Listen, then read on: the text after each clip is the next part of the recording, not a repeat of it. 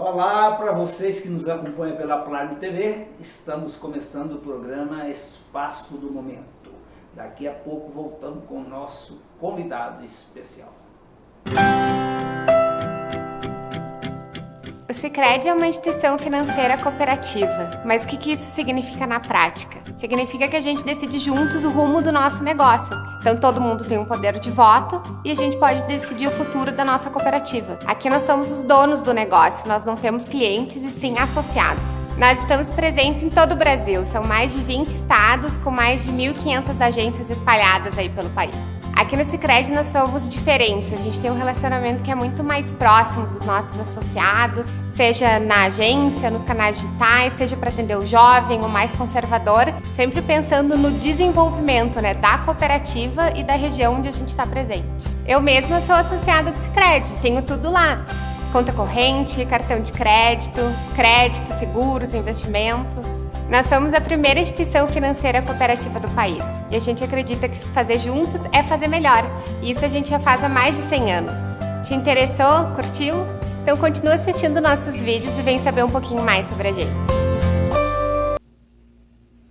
Aqui é o Dr. Danilo, da Danilo Guimarães Implantes. Eu estou passando aqui hoje para falar com você. Você que usa dentadura, pode ser uma superior como essa, que tem o céu da boca, que tem todas essas beiradas aqui que te incomoda, que machuca. Então o meu recado hoje é para você. Você quer livrar da sua dentadura, você quer fazer um tratamento que vai te dar conforto, que vai te dar segurança, que vai te dar autoestima em poder passear, visitar parentes, ir para um churrasco, ir para um restaurante e não passar vergonha? A opção que a gente tem para te oferecer é essa aqui. Olha a diferença de uma dentadura para um protocolo. O que é o protocolo? O protocolo vão ser instalados alguns implantes ou na maxila, na parte de cima, ou na mandíbula, dependendo de onde você precisar. E com esses implantes, de 4 a 6 implantes, a gente vai conseguir te devolver 12 dentes numa peça bem mais delicada, bem menor e que vai te dar segurança, porque ela é fixa. Você vai poder mastigar, você vai poder sorrir e vai fazer tudo de bom que esse tratamento do protocolo vai te oferecer. O importante é que seja bem feito, o importante é que seja bem planejado e é para isso que a gente está aqui. Então, se você quer fazer protocolo, se você quer livrar da sua dentadura, vem para Danilo Guimarães que eu e minha equipe estamos aqui te esperando. Um grande abraço, chama aí nos nossos telefones, não deixa para depois que a gente está aqui te aguardando. Um grande abraço. Boa noite para todos que nos acompanham pela Prime TV. Estamos aqui de volta com o programa Espaço do Momento. Hoje, terça-feira, 16 de fevereiro de 2021, estamos recebendo aqui na nossa bancada o professor Paulo Davi, que ele é um professor de História, conhece Teologia. Como hoje é terça de Carnaval, a gente vai discutir com ele aqui as tradições no Brasil, o Carnaval. Professor, muito boa noite, é um prazer recebê-lo aqui. Boa noite para você, João, boa noite para todos. Um prazer sempre vir aqui quando sou convidado e estou à disposição, Estou assim, na expectativa, porque eu não sei nem o que vai ser perguntado para mim, mas eu gosto assim, bem à vontade. Vamos conversar. Isso. Professor, o pessoal, alguns falam que carnaval é o prazer da carne. O que é mesmo carnaval? Quem fala que carnaval é um prazer da carne é quem tem algum posicionamento religioso, Porque na verdade é uma festa, está muito ligada à cultura, São tradições que vêm da Europa para cá, e também tem carnaval em vários países da Europa, não é? Uma pausa aí. No meu entender, eu pensava que carnaval só existia no Brasil, que é uma cultura do Brasil. Eu nunca ouvi falar de carnaval da Europa. Não, mas tem muitos lugares da Europa, tem carnaval e coisas afins, como baile de máscaras. Isso é comum, não é uma coisa originalmente brasileira. É lógico que aqui tem o que brasileiro, como tudo mais, A nossa cultura é uma cultura miscigenada, Nós somos o resultado de uma série de culturas que se misturaram, se se unificaram, né? Como a cultura indígena, a cultura africana, a cultura europeia portuguesa, mas depois com a chegada de outros imigrantes europeus do século XIX, que trouxeram suas tradições, né? Então acaba sendo uma festa brasileira, né? Uma manifestação cultural brasileira, mas não originalmente brasileira, né? Houve uma brasileirização, mas nós encontramos manifestações de carnaval em outras culturas, né? Em outros povos, né? Europeus, e até dentro dos Estados Unidos também, que também tem tradição europeia, né? Mas no Brasil ganha mais publicidade ou porque o povo é mais alegre? Não, na verdade é porque nós fizemos do carnaval, né? O Brasil fez do carnaval uma festa, uma comemoração de grande envergadura, mais do que acontece, né? E que é um traço brasileiro. Às vezes nós trazemos coisas que foram trazidas da Europa e que nós demos uma incrementada, né? Uma turbinada na coisa e acabou dando essa ideia de que só tem carnaval no Brasil. Mas realmente da proporção, da importância, do tamanho, né? Porque você vê, são vários dias de feriado, né? E acaba emendando, já é tradição, apesar de que só a terça-feira realmente é feriado.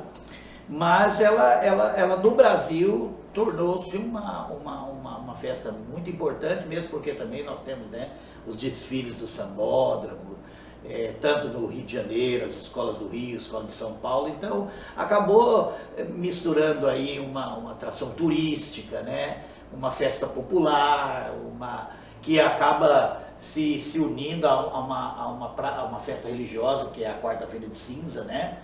E tornou essa proporção tão grande. Mas é um traço da nossa cultura. Mas por que criou esse, além da tradição, costume, né? Criou esse feriado e... Porque, além de criar o feriado, quem é que inventou que tem que ter essa festa antes de começar a quaresma? Na verdade, o carnaval mesmo, originalmente, você olhar as tradições, ele nem sempre foi da forma que né? Existe até uma ideia de que no começo havia até participação, um aval da igreja, era uma festa mais familiar, nós que somos mais velhos, né? Nem sempre o carnaval teve essas conotações que tem hoje. Já foi uma festa bastante familiar, já foi uma festa bastante ligada à própria participação da família, havia as matinês para as crianças e eu me lembro do carnaval no passado e havia isso. Hoje, o grande diferencial hoje são os desfiles da escola de samba, né? Profissionalizou. Profissionalizou e também, como tudo no Brasil, tem muitos interesses por trás, né? Tanto o interesse turístico, como também, agora mesmo vai começar uma minissérie na Globo, contando a história de Castor de Andrade, né? Que é um dos grandes patrocinadores. A gente sabe, por exemplo, que muita gente vive do carnaval, né? O carnaval também é uma atividade de giro econômico, lucrativa e também muitas vezes até de lavagem de dinheiro também. Ou seja, tem muita gente que trabalha, que se esforça, que realmente faz um trabalho honesto de ganhar sustento de muita gente. O carnaval sustenta muita gente, né? Mas também é uma forma de poder, de influência, né? Com o jogo do bicho e até muita gente que tem ganhos ilícitos, né? Lava dinheiro no carnaval. Então, assim, como tudo no Brasil, é meio difícil separar, né? O que é a tradição, o que é o poder econômico, o que é interesses escusos, né? Então, assim, generalizar, né? E por causa da palavra carnaval, tentar forçar a dizer que é a festa da carne, né? é uma forma bem uma visão bem unilateral da coisa, né? O carnaval representa muita coisa, né? Desde movimento, entrada de dinheiro no país, que é uma atividade turística, né? Criticam muito os políticos que patrocinam o carnaval, mas na bem da verdade o carnaval dá muita renda para o município do Rio de Janeiro. Para o município, para as pessoas que trabalham, né? É também uma manifestação artística, a gente tem vários olhares, né? Tem os compositores de samba, né? Tem o pessoal que faz os carros alegóricos, as fantasias, tem as baterias, né, que apresentam, tem também, como você falou, o dinheiro que circula, o turista que vem gastar dinheiro aqui, tem esse aspecto que originalmente era uma festa familiar realmente, né? Era uma festa das pessoas iam para os bailes e dançar, e era uma coisa bem, né? Agora é lógico, você pode tem várias conotações do carnaval, o carnaval dá espaço para tudo, né? Os bolsonaristas dizem que carnaval é só porcaria e não vê nada de cultura, mas você falando aí, eu realmente observei que tem sim os enredos, os compositores, as bailarinas, então tem muitos artistas envolvidos sim nessa apresentação que diverte a comunidade. Não, e não só isso, os hotéis que recebem turistas, né? O carnaval brasileiro como eu falei, carnaval não é só no Brasil, mas não existe carnaval igual ao do Brasil, que tem o tamanho, né? Que movimenta tanta gente, tantos setores da economia, né? Os hotéis, os restaurantes, o turista vem, então tem esse aspecto econômico, como eu falei, tem um aspecto cultural, tem as tradições, né? Porque tem famílias que já faz várias tradições, estão ligadas ao carnaval, né? Tanto em escolas de samba, bateria, composição de samba, etc. Então, tem esse aspecto, mas como tudo nesse mundo, tem vários... tudo depende muito de como você encara isso, né? Você pode encarar isso como uma festa popular, cultural, você pode ganhar isso como um meio de trazer dinheiro para o país, como você pode também usar isso aí de diversas formas, né? Há pessoas que aproveitam, né, o feriado e extravasam, né? Então há pessoas que bebem e dirigem, há pessoas que vão fazer muita coisa irresponsável, né? No carnaval, mas atribuir ao carnaval a culpa do comportamento errado das pessoas eu acho que é uma desculpa, né? As pessoas às vezes elas falam assim, foi o carnaval, né? Então se a moça não cuidou e acabou se engravidando, o rapaz, né? Ou a pessoa bebeu e acidentou e fala, foi o carnaval. Não foi o carnaval, foi a responsabilidade, né? Foi a maneira que você lida com as coisas, né? Isso é tudo, né? É política, é carnaval, é esporte, né? Tudo. O ser humano parece que ele tem essa intemperança, né? Agora, culpar o carnaval dos males, né? Não é o carnaval que promove a corrupção, ao contrário. É uma festa onde todo mundo quer tirar o seu proveito, né? Lícito ou ilícito. Mas tem uma visão minha, e quero ver seu comentário, que o carnaval foi assim uma criação da Igreja Católica, porque ele fica 3 dias antes de iniciar a quarta-feira de cinza, a quaresma. Quem inventou a quaresma foi a Igreja Católica. Qual é o seu posicionamento sobre essa colocação minha? Não, na verdade não é que foi a Igreja Católica que inventou o carnaval. Na verdade, como havia essa festa, que é uma festa que não é uma festa religiosa, no começo a igreja começou a criar ambientes, opções, né, para as famílias católicas poderem brincar o carnaval, né? Então, ao invés de atacar a festa popular, ao invés de tomar essa posição contra e de oposição, no começo houve essa oposição realmente, como é natural, né? Mas depois começou um incentivo por exemplo, aqueles bailes de família, tipo assim, já que tem o carnaval, então vamos criar um ambiente onde o nosso povo católico possa brincar o carnaval de forma temperante, né? Essa sempre foi uma opção, né? Porque essa oposição da igreja em relação às festas tradicionais, populares, né? É igual a questão da música também, né? Há sempre aqueles que se opõem a tudo que não está sob o controle total da igreja. Como foi uma festa que surgiu fora da igreja, não é uma festa originalmente da igreja, a igreja percebeu que era muito melhor criar um espaço, né? Apoiar e criar uma alternativa, né? Para um carnaval mais familiar, mais temperante, né? Do que manter essa posição de oposição. Mas essa questão da oposição entre o secular e o religioso, isso é histórico, né? Porque a igreja controlou, né, no passado, na Idade Média, e mesmo na Idade Moderna, ela teve um controle sobre a cultura. Perder esse controle foi uma perda de poder.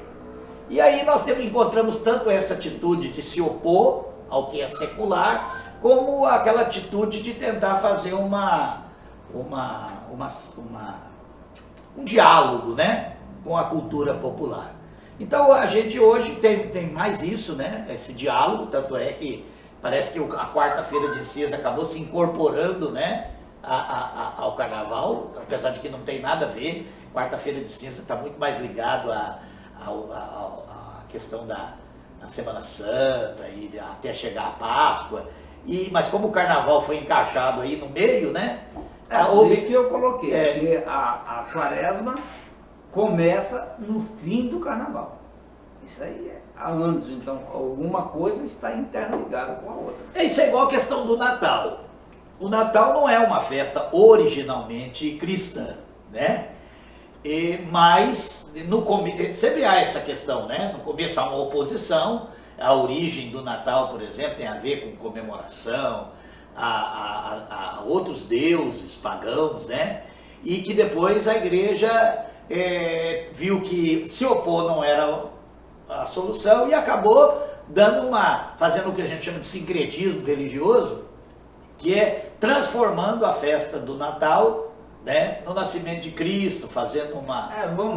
já que nós aqui, você é um professor que conhece muito de geografia e história, e o nosso programa gosta de diversificar essa questão para esclarecer a sociedade, para que sirva de um conteúdo pedagógico, vamos voltar ao Natal aí, porque muitos discutem isso, falam, não, Jesus nem nasceu dia 25. Como que há esse questionamento aí? Eu sei que o resto virou comercial, né? É uma festa de trocar presente, não tem como mudar isso mais, é uma paixão de sensibilidade. E eu acho que qualquer sociedade pode escolher seu dia de confraternização, não vejo nada de errado nisso. Mas religiosamente fala que Jesus não nasceu em dezembro. Não, isso aí é fato, Jesus não nasceu em dezembro. Aproveitou-se uma festa que já era muito popular no meio dos pagãos, porque isso é até uma característica do fato, por exemplo, de que o cristianismo, depois que foi aceito pelo Império Romano, a partir de Constantino, encontrou um povo com diversas tradições, né, dos cultos greco-romanos, né, e essa conversão ao cristianismo foi uma coisa mais cultural do que realmente uma conversão pessoal, né? Haja vista o fato de que o imperador Teodósio, o Império Romano inicialmente perseguiu os cristãos. A partir de Constantino parou de perseguir, mas com Teodósio, a única religião aceita dentro do Império Romano foi o cristianismo. Então, basicamente, todo mundo tinha que ser cristão, crendo ou não crendo, com uma experiência pessoal de fé ou não, as pessoas tiveram que aderir. E quando você força um povo a aderir a uma religião, isso é uma prática na história muito, né? Os europeus fizeram isso na América com os índios americanos, né? É tipo assim, ou você se submete à nossa religião, ou você vai perder suas terras, ou você vai ser exterminado. Então, por exemplo, o Império Romano fez isso. E nessa situação, o sincretismo é muito grande, né? Então, você, por exemplo, você tem essa prática, festas religiosas a determinados deuses. E já vira uma tradição, uma cultura. Mas agora você é cristão, você não pode mais adorar outros deuses. Mas então por que a gente não pega essa festa e faz uma modificação nela e atribui ela a Cristo? Por exemplo, foi o que aconteceu com o Natal, né? Comemorava-se o nascimento de um determinado Deus, né? Ali, que os romanos adoravam muito, vários deuses, né? Já existia um Natal para isso. Já existia um Natal. Então vamos cristianizar esse Natal, tá? E hoje, por exemplo, quando você pensa em Natal, além da figura do Papai Noel, que já é uma outra questão, né? Porque a partir do momento que você tem uma festa comemorada em todo o mundo ocidental, então todo mundo quer tirar proveito, né? Então começa a igreja se apoderando de uma festa pagã e trazendo ela para a fé cristã. O comércio também precisa de aproveitar disso. Então, Natal, Carnaval, são festas, né, com origens culturais seculares, mas que de uma certa forma acaba se sincretizando, né, com as tradições religiosas. Tanto é que você vê muito isso nos desfiles de escola de samba, a temática religiosa sempre está presente, né? Ou religiões de matriz africanas, ou mesmo o próprio catolicismo. Se bem que no Brasil, se você vai, por exemplo, na Bahia, se você vai no Rio de Janeiro, em vários lugares, há uma mistura, há um sincretismo religioso muito grande, né? Se você, por exemplo, se você visitar o candomblé, a Umbanda, você vai perceber que muitas das entidades cultuadas nos cultos africanos são santos cultuados na Igreja Católica. Isso tem uma razão de ser, né? Porque quando os africanos, os escravos vinham e queriam manter seu culto na senzala, eles começaram a colocar imagens de santos católicos, por exemplo, e adorar os orixás, os seus deuses, incorporados nessas imagens, né? Então, quando, por exemplo, para isso não criar uma perseguição ao culto africano, né? Então, por exemplo, para quem estava ali indo na senzala, eles estavam se tornando católicos, né? Porque tinha as mesmas imagens dentro que eles viam dentro da igreja, estava lá dentro da senzala, né?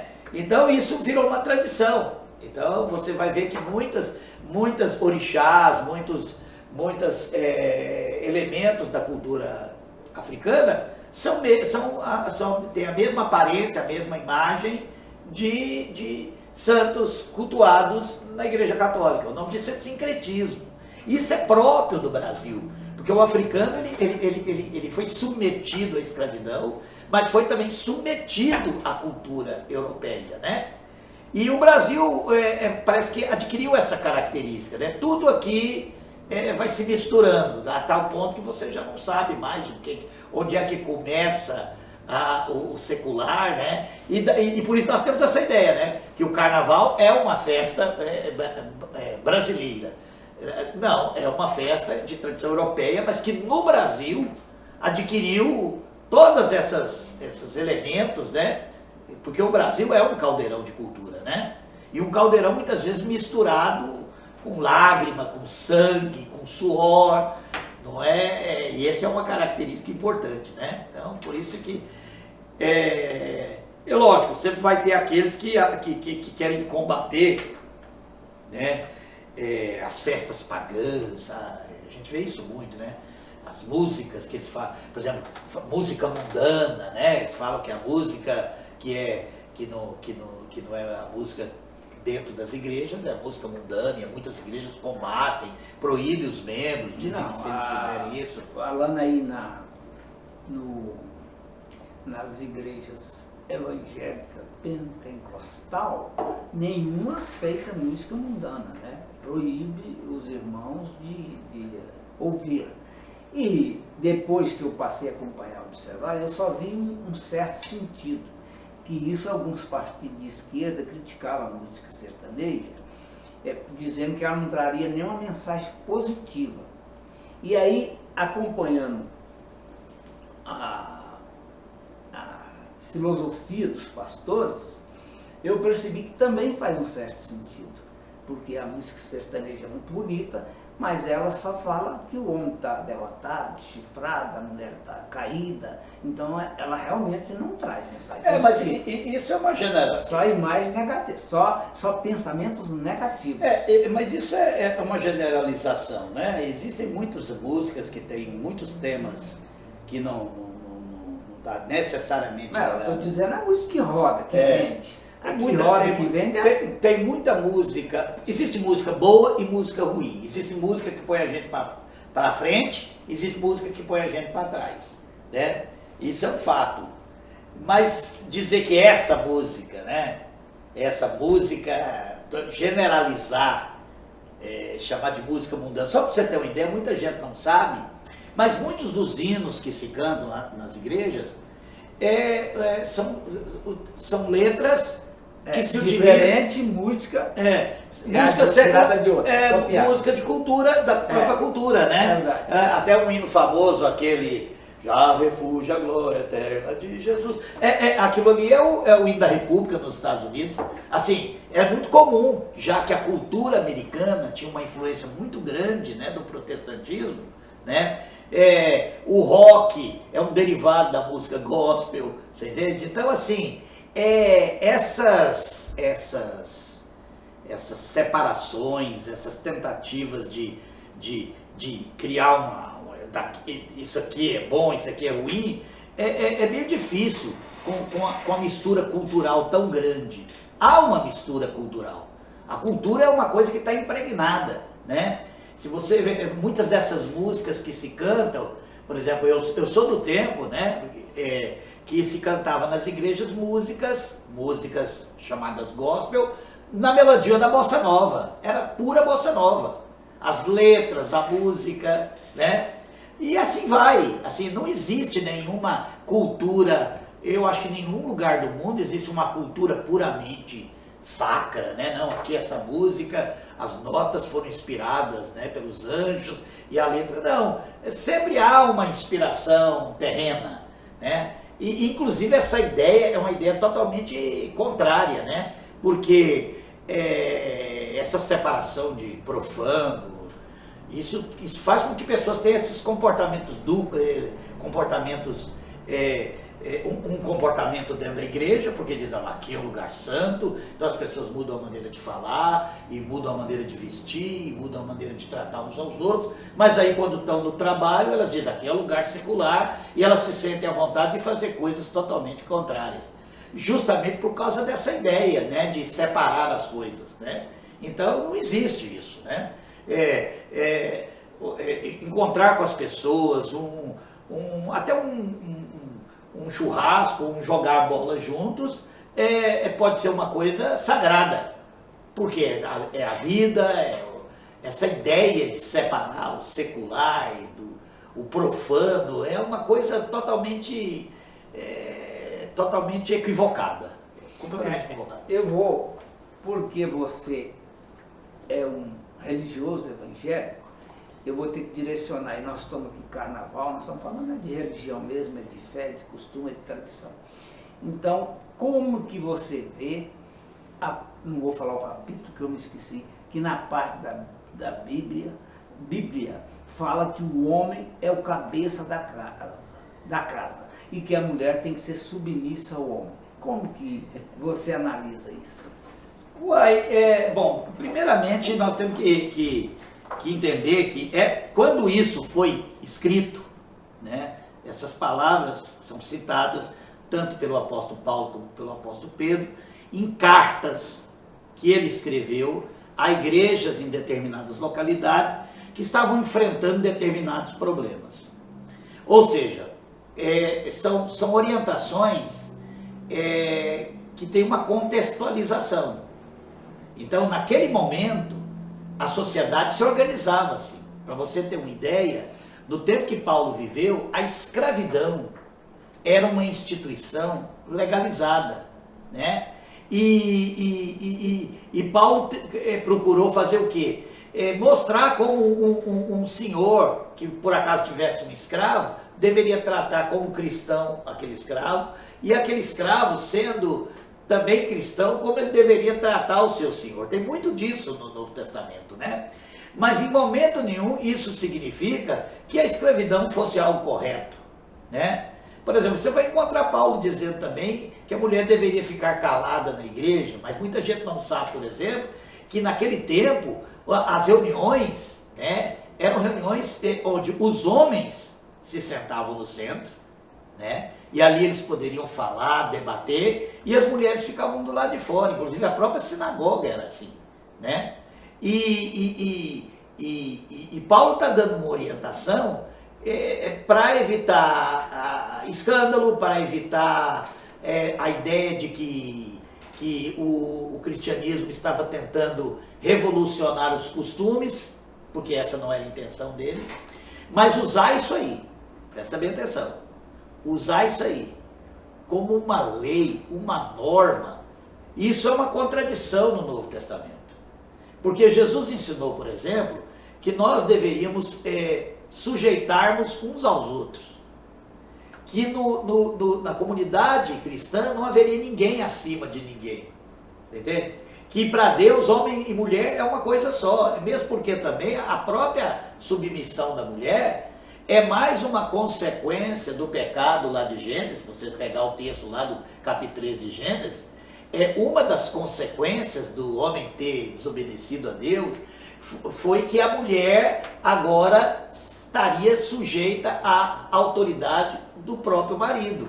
Mas isso aí não é uma coisa que Deus queria que fosse assim, mas era uma consequência do pecado, né? Então, essa questão de mulher submissa a homem, ela tem mais a ver com a construção de uma cultura secular, né? De sujeição da mulher, né? O patriarcalismo, a família patriarcal. Só pra você ter uma ideia, no Velho Testamento o homem podia ter quantas esposas quisesse.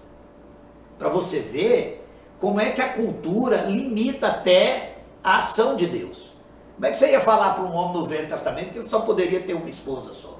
Como é que você poderia falar para um homem naquele tempo que ele e a esposa dele eram iguais e deveriam aprender a caminhar juntos? A sociedade não estava preparada para isso. É igual a questão de submissão à autoridade. Quando Paulo fala, por exemplo, para sujeitar a autoridade, ele está falando da realidade que eles tinham, que eram monarquias. O Império Romano. O imperador não tinha sua autoridade questionada, né? Então, por exemplo, quando você chega a sociedade desenvolve, chegamos à democracia. Quem é a maior autoridade na democracia? É o povo. É o povo. Então, numa democracia, é o governante que tem que sujeitar a autoridade do povo. Mas aí, então, por exemplo, na sua análise, os textos bíblicos têm que ser contextualizados com a realidade do momento? Não. E isso vai criar uma polêmica. Não, isso não é com a realidade do momento. Os textos bíblicos têm que ser contextualizados e interpretados à luz do que Jesus ensinou. O Velho Testamento aponta para Cristo. O Novo Testamento fala sobre Cristo. Se você não interpreta as Escrituras à luz de como Cristo interpretava, e você tem que lembrar que uma das razões que Jesus foi condenado é porque ele interpretava as Escrituras diferente. Olha o que Jesus fala, por exemplo, lá em Mateus. Ouviste o que foi dito aos antigos, olho por olho e dente por dente, está na lei. Eu, porém, vos digo, amai os vossos inimigos e orai pelos que vos perseguem. Jesus está fazendo uma interpretação que muda o sentido, né? Ou seja, falando de um testamento que foi dado, isso você entende quando você lê o livro de Hebreus, que a lei foi dada por causa da dureza do coração dos homens. Agora, quando você chega no Novo Testamento, você tem uma outra visão, né? E é por isso que, por exemplo, agora muitas pessoas que se dizem cristãs, né, ficam todas entusiasmadas com essas declarações do governo de liberação de armas, dizendo, o bandido está armado, o cidadão de bem tem que estar armado também. E aí eles citam o Velho Testamento, sendo que no Novo Testamento, né, nós não temos um cristão, ele jamais usaria um tipo de arma, né, contra o seu próximo. Circulou na internet um vídeo que um pastor falou que tinha arma e que sabia usar ela, que deveria usar. Eu achei uma contradição. Como você vê isso? Pois é, mas você não acha nenhum tipo de apoio a uma ideia dessa em Cristo. Ele vai ter que buscar isso lá no Velho Testamento. Inclusive, isso é uma característica muito que está visível, principalmente no meio pentecostal, né? Eles gostam muito do Velho Testamento. Eu costumo dizer que eles acham muito bom ir com Josué lutar em Jericó, mas quando se fala de tomar a cruz e seguir a Cristo, eles já não têm muito ânimo nisso não, né? Então eles são muito inspirados, até os hinos, aí eles entram nova música. A himnologia hoje está muito mais voltada para o Velho Testamento, em conquistar a terra, em destruir os inimigos, e não sei o quê, né? E Davi matou o gigante, cortou a cabeça do gigante, do que o que Jesus ensinou. Jesus ensinou o caminho estreito, ensinou nós negarmos a nós mesmos. Jesus ensinou a socorrer os pobres, a andar com os humildes, assim. E você não vê quase esses temas na musicalidade das igrejas. Você vê Velho Testamento, você vê guerra, músicas de guerra e músicas de triunfo, e eles gostam muito do rei Davi, eles gostam muito do rei Salomão, eles gostam muito do Josué, você entende? Mas o centro da fé cristã é a pessoa de Cristo, é a vida de Cristo. E eu até entendo porque que a religião se opõe às manifestações culturais seculares e vem como uma ameaça. E isso foi a mesma coisa que aconteceu com Jesus, né? Os fariseus achavam esquisito, por que esse Jesus, ao invés de estar na sinagoga, ele fica comendo com os pecadores? Você encontra Jesus nas festas de casamento, você encontra Jesus comendo com os pecadores, você encontra Jesus andando com os publicanos, você encontra Jesus andando no meio dos leprosos, que era uma coisa, os leprosos eram impuros, eles não podiam nem estar em contato mas Jesus só procurava a gente que não prestava, né? E essa foi uma das razões que eles rejeitaram Jesus.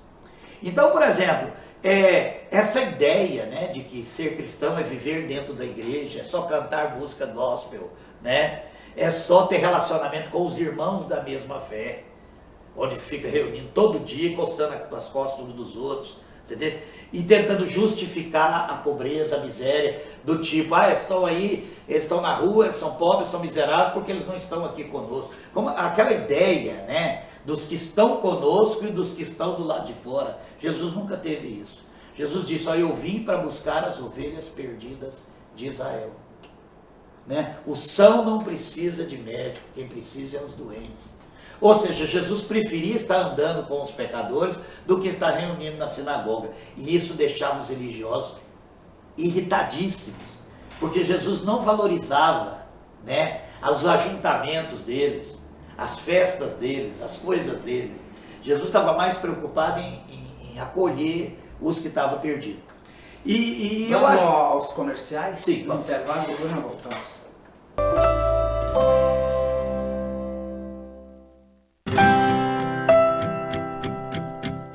O Sicredi é uma instituição financeira cooperativa, mas o que isso significa na prática? Significa que a gente decide juntos o rumo do nosso negócio. Então todo mundo tem um poder de voto e a gente pode decidir o futuro da nossa cooperativa. Aqui nós somos os donos do negócio, nós não temos clientes e sim associados. Nós estamos presentes em todo o Brasil, são mais de 20 estados com mais de 1.500 agências espalhadas aí pelo país.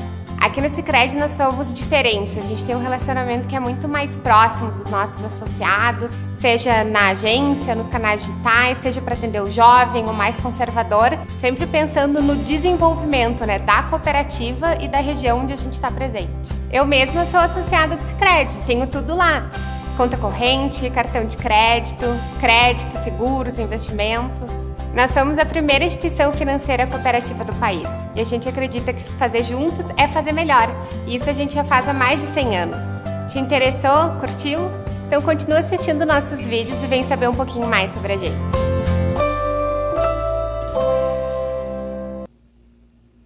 Aqui é o Dr. Danilo, da Danilo Guimarães Implantes. Eu estou passando aqui hoje para falar com você. Você que usa dentadura, pode ser uma superior como essa, que tem o céu da boca, que tem todas essas beiradas aqui que te incomoda, que machuca. Então, o meu recado hoje é para você. Você quer livrar da sua dentadura, você quer fazer um tratamento que vai te dar conforto, que vai te dar segurança, que vai te dar autoestima em poder passear, visitar parentes, ir para um churrasco, ir para um restaurante e não passar vergonha? A opção que a gente tem para te oferecer é essa aqui. Olha a diferença de uma dentadura para um protocolo. O que é o protocolo? O protocolo vão ser instalados alguns implantes ou na maxila, na parte de cima, ou na mandíbula, dependendo de onde você precisar. E com esses implantes, de 4 a 6 implantes, a gente vai conseguir te devolver 12 dentes numa peça bem mais delicada, bem menor e que vai te dar segurança, porque ela é fixa. Você vai poder mastigar, você vai poder sorrir e vai fazer tudo de bom que esse tratamento do protocolo vai te oferecer. O importante é que seja bem feito, o importante é que seja bem planejado e é para isso que a gente está aqui. Então, se você quer fazer protocolo, se você quer livrar da sua dentadura, vem para Danilo Guimarães que eu e minha equipe estamos aqui te esperando. Um grande abraço, chama aí nos nossos telefones, não deixa para depois que a gente está aqui te aguardando. Um grande abraço. Estamos de volta. Falando aqui com o professor Paulo Davi, ele que é um conhecedor da história e da religião. Professor, perdão, mas também é pastor, eu sei que é. Qual é a diferença que eu sou evangélico, tá? Eu não entendi ainda a diferença do pentecostal e o não pentecostal. A igreja essa é pentecostal, essa não é pentecostal. Qual é essa diferença que eu não consigo entender? Quando você estuda a história, né, do cristianismo, né, você lembra que até mais ou menos o ano 1000 e pouco, você só tem uma igreja, que é a igreja, pelo menos uma igreja oficial, né, uma igreja institucionalizada, que é a Igreja Católica. Acontece ali o cisma do Oriente, com a divisão do Império Romano do Oriente e Ocidente. A Igreja do Oriente acaba se separando da Igreja Católica, e aí nós vamos ter a Igreja Católica Ortodoxa, né, no Oriente, Império Bizantino, e a Igreja Católica Romana no Ocidente, onde vai surgir a figura do Papa. Tanto é que os ortodoxos não acreditam na autoridade do Papa, eles não têm o Papa, né? Bom, no século XVI começa a Reforma Protestante, né? A Reforma Protestante no século XVI começa ali na Alemanha, se espalha pela Suíça, França, né? Então nós vamos ter as igrejas reformadas, que são a Igreja Luterana... que eu ia dizer, Lutero. Esse ficou na minha memória quando eu estudei história. Exatamente, a Igreja Luterana, a Igreja Anglicana, com a Reforma Anglicana de Henrique VIII, a Igreja Presbiteriana, que surge ali com Calvino. Então essas igrejas são chamadas Igrejas Reformadas Históricas. Importante isso aqui. Na passagem do século XIX para o século XX, lá nos Estados Unidos, principalmente no meio das igrejas entre os negros, vai começar um movimento na Rua Azusa, né, lá em Los Angeles, na Califórnia, que é o que nós chamamos de movimento pentecostal, né? E a diferença básica é que os pentecostais acreditavam que aquele fenômeno que aconteceu lá no início, lá no livro de Atos, que deu início da igreja, que é aquela manifestação onde os apóstolos falaram em outras línguas, né? E que receberam poder para poder evangelizar, e por causa disso havia curas, etc, etc. Há manifestações de poder, de milagres. Eles disseram que Deus estava trazendo de volta para a igreja. Assim começou o movimento pentecostal histórico, os pentecostais, que deu origem à Igreja de Deus, Igreja Assembleia de Deus, a Igreja Cristã Unida, que são igrejas históricas pentecostais do começo do século. Tá? Esses são os pentecostais históricos.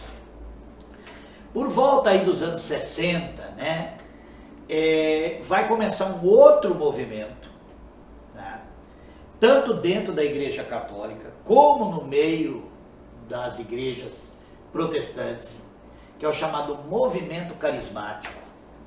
Tá? Isso vai dar origem à oração carismática na Igreja Católica e vai fazer com que muitas igrejas protestantes históricas vão aderir a esse movimento também. O não pentecostal é protestante. Não, tem o pentecostal e tem o neopentecostal. Neopentecostal. Mais novo. Que é um movimento mais recente e que atingiu aí muitas igrejas protestantes históricas e até gente dentro daquelas pentecostais históricas, né? Testemunho de Jeová, ele é o quê? Não, o Testemunho de Jeová ele não está dentro desse movimento, não. O Testemunho de Jeová está lá no começo do século. Ele é paralelo ao pentecostalismo histórico. Entendi. Ele é bem mais antigo e nem é considerado no meio dos evangélicos como uma igreja evangélica, né? Porque eles têm uma outra Bíblia e uma outra tradução e algumas crenças bem diferentes dos demais, tá? Mas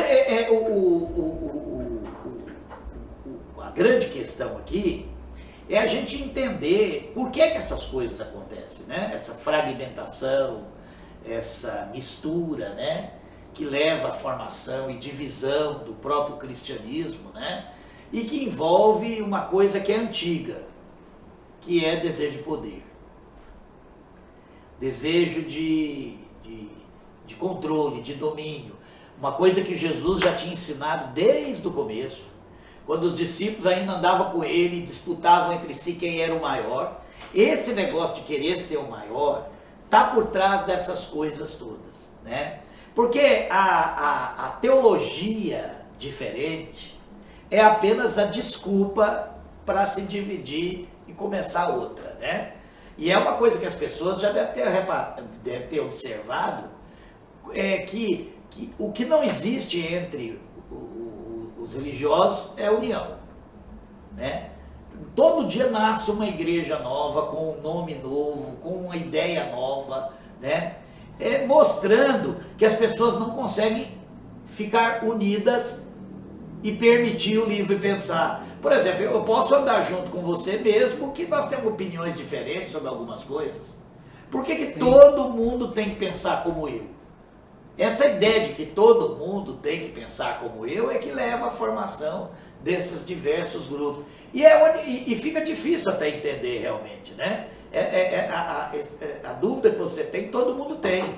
Porque se todo mundo tem a mesma Bíblia, crê no mesmo Deus, por que não consegue ficar juntos, né? Essa é uma questão que traz por trás, não é que não consegue ficar juntos, é que esse desejo de poder, de comando, igual você citou no negócio da mulher submissa ao homem, isso é uma coisa bem humana, isso não tem origem divina, isso não tem origem divina, tá? Isso não tem, como a poligamia não nasceu. Eu conheço um pastor que ele prega e ainda lê o trecho lá, o capítulo que está falando que o homem é o cabeça e que as mulheres obedeceis os vossos maridos. Pois é, mas ele é homem, né? Ele gosta disso. Essa é uma questão muito interessante, né? Você já parou para pensar qual que é a diferença do homem e a mulher para que a mulher seja submissa? Existem mulheres muito mais capacitadas do que muitos homens. Você já deve ter conhecido casais assim, onde a mulher tem muito mais capacidade, né, do que o próprio marido. Assim, isso é uma coisa muito ilógica, né? E isso tem a ver com a manutenção de algo que não tem nada a ver com a fé, que é a cultura humana, que é uma cultura machista, patriarcal e escravista. Você pegar a história da humanidade, desde que apareceu a agricultura e a propriedade privada, surgiu o patriarcalismo. E você vê isso muito no Velho Testamento, o poder do homem tendo várias mulheres. Já parou para pensar que isso é uma coisa totalmente contrária e era aceitável no Velho Testamento? Mas no Velho Testamento existia aí essa fala sobre isso? Mas lógico, Olha só, Salomão teve 700 esposas, 300 concubinas. Davi teve, biblicamente lá citado, ele teve muito mais de 6 esposas. E isso era aceitável no Velho Testamento. Era aceitável. E como agora a igreja evangélica, como toda, prega que o adultério, a prostituição é um dos maiores crimes mortais para você ser aceito por Jesus. Mas por que é? Porque em Cristo... O adultério não é permitido. Mas não é questão de ser permitido ou não ser permitido. Adultério é falta de amor. Adultério é falta de fidelidade. O amor implica em fidelidade, em cuidar um do outro. Adultério é uma traição, uma mentira. Então, viola a lei do amor. No Novo Testamento, tudo que viola a lei do amor é pecado. Tudo que viola a lei do amor. Ou seja, o abuso, o desprezo, a humilhação, a traição. Do ponto de vista de Jesus, Jesus mudou paradigmas do pecado. Sabe? Jesus mudou. E por isso que o casamento no Novo Testamento é monogâmico.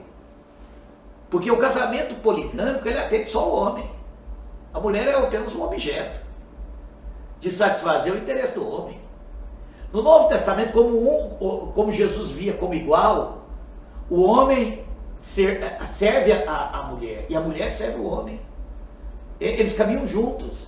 Então qualquer coisa que quebra isso é pecado. Então assim, você começa a entender o que é pecado quando você entende o que Jesus ensinou que era pecado. Por exemplo, os fariseus criavam caso porque os discípulos não lavavam as mãos para comer. Ou seja, eles eram muito preocupados com essas coisinhas, né? Com essas regras, essas normas de controle, essas normas de poder. Porque quando você estabelece uma série de normas, na verdade isso é um exercício de poder. Você começa a controlar até o jeito que as pessoas comem, e isso é próprio da religião. Por isso que a religião tem esse negócio, não pode usar isso, não pode usar aquilo, não pode fazer isso, não pode fazer aquilo. Isso são instrumentos de controle. E que não tem nada a ver com o Espírito de Cristo, né? Muita gente pensa que ser cristão é não poder fazer as coisas. Tem essa noção porque a religião transmitiu isso. Quando na verdade o ser cristão é ser como Jesus, é amar como Jesus, é servir como Jesus. É por isso que quando a gente vê pessoas que se dizem cristãs promovendo proliferação de arma, onde é que está o amor nisso? Onde é que está o amor nesse tipo de coisa? Nós queremos resolver o problema da violência, vamos buscar as causas da violência, que é o descaso, a miséria, o abandono. É isso que gera violência. Então, como cristãos, nós combatemos violência de outra forma. Agora, combater violência com violência, como é que uma pessoa que se diz cristã pode acreditar numa coisa dessa? Por isso que eu estou falando para você, tem muita gente que nunca saiu do Velho Testamento. Tem muita gente que nunca entendeu a diferença do Novo para o Velho Testamento. As pessoas não entenderam ainda a essência das coisas, a essência das Escrituras. Você falou aí que a Escritura tem que ser contextualizada. Na verdade, a gente precisa ler as Escrituras tendo em mente o que Jesus ensinou. Se você consegue entender a mente de Cristo, você começa a entender as Escrituras. Né? Aí você começa a entender por que no Novo Testamento o casamento é entre um homem e uma mulher. E por que no Novo Testamento, e Paulo deixa entender isso, de que a mulher realmente tem que ser submissa ao homem, mas também o homem tem que ser submisso à mulher. Porque no mesmo texto que Paulo fala que a mulher deve submeter ao marido como a igreja submete a Cristo, ele fala que o marido tem que amar a sua esposa como Cristo amou a igreja. E Cristo se entregou pela igreja. Então, quando você tem um marido que se entrega pela sua esposa, você vai ter uma esposa que se entrega pelo seu marido. E aí essa questão ficou bem estabelecida na sua ótica aí. Mas que a Bíblia é o maior dogma do mundo, né? Todos seguem. Então, como que cientificamente nunca foi possível provar que Jesus existiu, cientificamente, o que eu conheço. Mas também nunca foi possível contestar. Como você explicaria essa mágica, essa questão filosófica poderosa? Não, essa questão, inclusive, foi uma questão muito ventilada aí nos anos 80, no final dos anos 70, dos anos 80, o questionamento da historicidade de Cristo. Então começaram a sair alguns escritores dizendo que Jesus talvez fosse uma invenção dos próprios apóstolos, né? Mas você tem, e isso caiu por terra, acho que ninguém mais defende isso. Não estou né? nessa fala, mas ninguém mais fala sobre isso, porque isso levou a uma busca sincera de muitos historiadores a buscar elementos que comprovassem. E hoje ninguém mais fala isso. Por exemplo, vou dar um exemplo para você. Quando você pega o Evangelho de Lucas, por exemplo, Lucas não era um dos apóstolos. Lucas era um médico que chegou à fé investigando a história de Cristo. Então Lucas foi um homem que viveu, um médico que viveu. E que quando você lê o Evangelho dele, você vê que ele se empenhou numa obra de conversar, de pesquisar, de ir atrás, para comprovar aquela história que se estava falando. Então, Lucas não faz parte do grupinho. Então, essa ideia de que o grupinho inventou essa história não tem fundamento. O próprio historiador judeu Flávio Joséfo, ele também fez levantamentos, você entende? Existiu realmente o homem Jesus. Há evidências históricas da presença dele, né? E que ele não foi uma invenção. Ele realmente existiu, aquele homem que andou e que testemunhas disseram dos milagres que ele fez, testemunhas disseram que estiveram com ele ressuscitado, né? O próprio apóstolo Paulo era inimigo do cristianismo. O apóstolo Paulo talvez seja uma das maiores evidências da historicidade de Cristo. Porque no texto, né, na escritura, fala que Jesus chamou ele, doutrinou ele, porque ele perseguia a fé, né? A religião. Exatamente. Então, essa ideia de que um grupinho combinou para inventar Jesus, já cai por terra com Lucas, já cai por terra com muitas testemunhas que nem fazia parte do grupo, e principalmente com o apóstolo Paulo. Tanto é que o apóstolo Paulo é o que mais escreveu cartas no Novo Testamento. Né? Outra coisa também, outro fato, né, que as pessoas que são entendidas da leitura religiosa, é que não tem como ser mentira, porque pessoas em tempos diferentes, em momentos diferentes, escreveram a mesma versão de Jesus. E também existem alguns detalhes importantes. Jesus cumpriu 333 profecias do Velho Testamento sobre o Messias. Tanto é que quando Herodes mandou matar aquelas crianças, é porque ele sabia que naquele tempo estava se cumprindo, né, as profecias da vinda do Messias. Então, Jesus não cumpriu, não foi uma, nem duas, nem três, né? E Jesus, inclusive, cumpriu várias profecias. Jesus, inclusive, cumpriu várias profecias que não estavam no poder dele de cumprir. Coisas que aconteceram com ele fora da vontade dele. A maneira que ele foi preso, a maneira que as vestes dele foram disputadas, a maneira que ele foi morto. Então, a sepultura onde ele foi colocado. Então, são muitas profecias encontradas no Velho Testamento, da religião judaica, e que Jesus cumpriu. Então, essa questão da historicidade e da pessoa, da existência de Cristo, hoje não se questiona mais. Tá, só tem 2 minutos para terminar e eu ainda tenho 2 perguntas. Uma é sobre como entender como que o senhor vê, você vê, a questão de profecia, que muitos pastores hoje faz profecia, fala em língua e também culto de libertação, onde expulsa o Satanás. Como que você vê isso? Olha, é muito simples isso. Jesus nunca fez isso, né? Jesus nunca fez culto para... Eles buscam na Bíblia e falam que mas lá Jesus expulsava. Sim, mas Jesus fazia isso no dia a dia. Jesus nunca abriu um salão e mandou vir. Jesus nunca fez curandeirismo. Jesus nunca comercializou milagres, né? Muito pelo contrário. O grande problema é que o que eles fazem hoje parece muito mais com o que Jesus encontrou no templo. Comércio.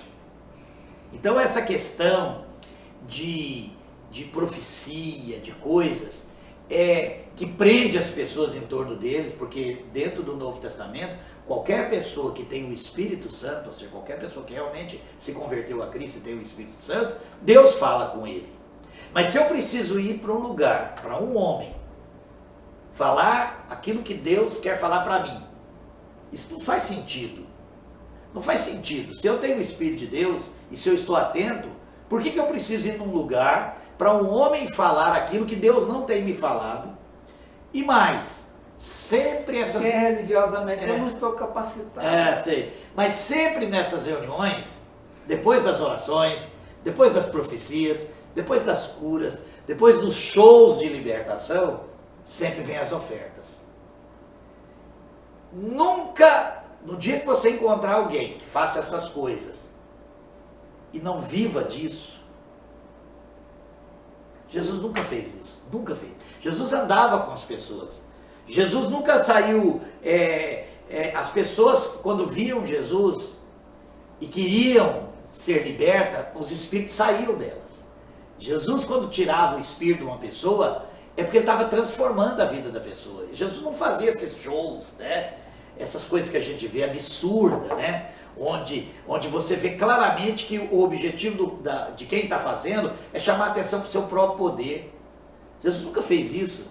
Muito pelo contrário, você vai ver várias passagens do Novo Testamento, Jesus dizendo, não conta para ninguém que eu te fiz isso, não conta para ninguém. Jesus não tinha interesse de divulgar que ele era curador ou libertador, né? Tá, vamos, a última final aí para nós ir embora, é o seguinte, no carnaval passado, mostrou Jesus apanhando Satanás. Aí vários pastores estão dizendo que isso é um castigo, porque no carnaval que surgiu a Covid. Como você vê isso? Isso é um absurdo, né? Eu quero que você imagine, você pega uma doença que está espalhando por o mundo inteiro, né? Não só no Brasil, e você tentar associar isso com um acontecimento dentro de uma apresentação teatral que aconteceu ali num desfile. Eu vou dizer para você, se a gente quisesse pensar, e eu não creio que Deus faça isso, não creio que Deus é assim. O próprio Jesus disse, o Filho do Homem não veio para destruir, mas para salvar. Mas se Deus quisesse julgar, Ele não julgaria essas pessoas, que nem servem a Ele muitas vezes, né? Mas Ele ia julgar quem? Quem se diz servo dEle e faz o mal em nome dEle. Eu vou dizer para você que é mais fácil Deus castigar o nosso país, porque num palanque que dizia ser uma marcha para Jesus, pessoas fazem sinal de arma. E isso sim é blasfêmia. Blasfêmia é quando a gente faz o mal em nome de Deus. Olha, Jesus disse assim, toda blasfêmia contra o Filho do Homem vai ser perdoada, mas ai de quem blasfemar contra o Espírito Santo, não há perdão. E o que é blasfemado contra o Espírito Santo? É quando você faz o mal em nome de Deus. Você pode dizer que Deus não existe, isso não é problema. Você pode dizer que você não crê em Jesus, não é problema. Você pode fazer uma encenação do diabo bater em Jesus, isso não é problema. Problema é quando você diz assim, eu, em nome de Jesus, faço mal. Eu divulgo armas, eu faço comércio em nome de Deus, eu engano em nome de Deus, eu minto em nome de Deus, eu promovo o mal em nome de Deus. E isso sim, é mais passivo de trazer juízo do que pessoas que estão fazendo teatro. E mesmo porque também quem está falando isso não viu o teatro todo, né? Porque aquilo representa justamente o que os religiosos estão fazendo com Jesus. Os religiosos estão fazendo com Jesus é justamente o que Satanás fez naquela encenação. Estão matando Jesus.